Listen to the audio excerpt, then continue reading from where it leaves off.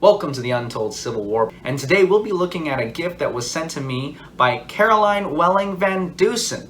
You'll probably recognize the name because she was on the podcast a couple episodes ago talking about her ancestors, one of whom was Dr. James C. Welling, who was the editor of the National Intelligencer and basically the publisher of the famous Greeley Letter, the most quoted piece of Lincoln writing in history, other than probably the Gettysburg Address.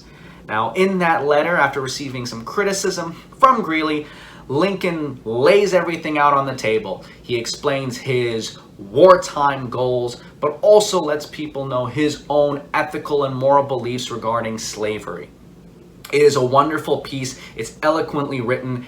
He's a real diplomat, and the way he writes this letter shows you that today I don't think we have someone who can speak like this in politics. Lincoln was one of a kind. In the package she sent me is, of course, the Greeley Letter itself. This is a wonderful color museum print, museum grade print. As you can see here, I will take some pictures so that you can actually get a close-up view. Very well packaged. Wonderful document. I'm going to have to find some way to display this on future episodes. So thank you very much, Caroline, for sending this. I greatly appreciate it. This is definitely a must-have for any Lincoln buff, Civil War buff, or anyone who's into political science. This makes a great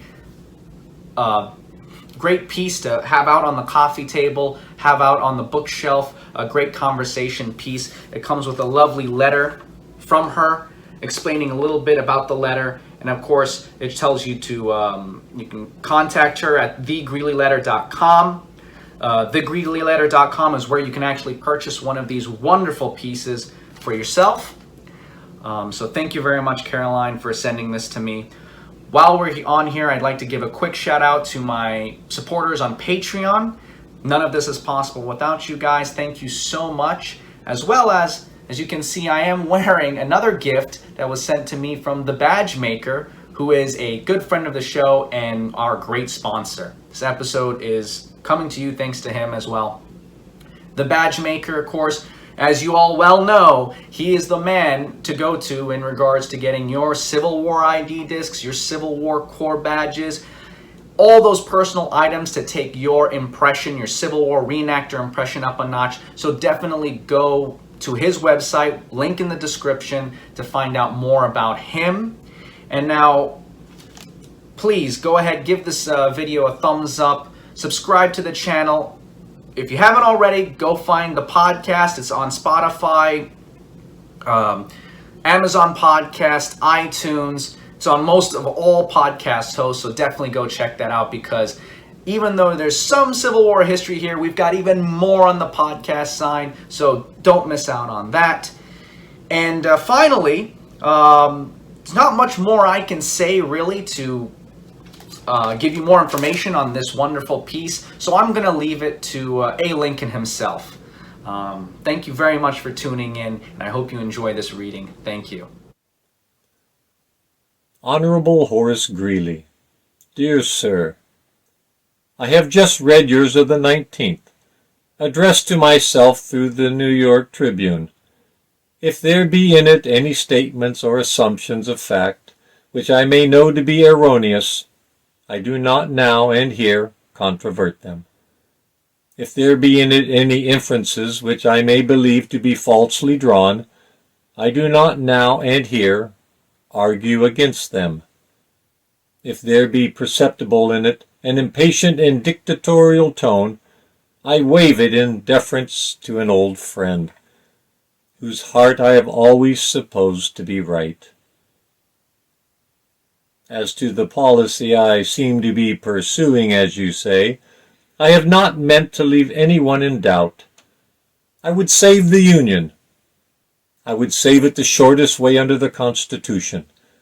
The sooner the national authority can be restored, the nearer the Union will be the Union as it was. If there be those who would not save the Union unless they could at the same time save slavery, I do not agree with them. And if there be those who would not save the Union unless they could at the same time destroy slavery, I do not agree with them. My paramount object in this struggle is to save the Union, and is not either to save or to destroy slavery.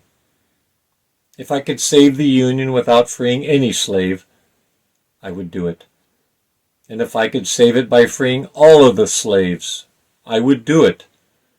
And if I could save it by freeing some and leaving others alone, I would also do that. What I do about slavery and the colored race, I do because I believe it helps to save the Union.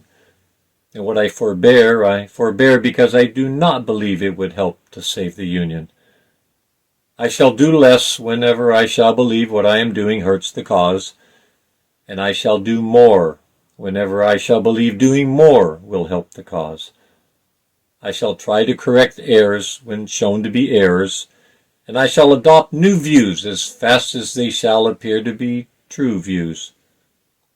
I have here stated my purpose according to my view of official duty, and I intend no modification of my oft expressed personal wish that all men everywhere could be free. Yours,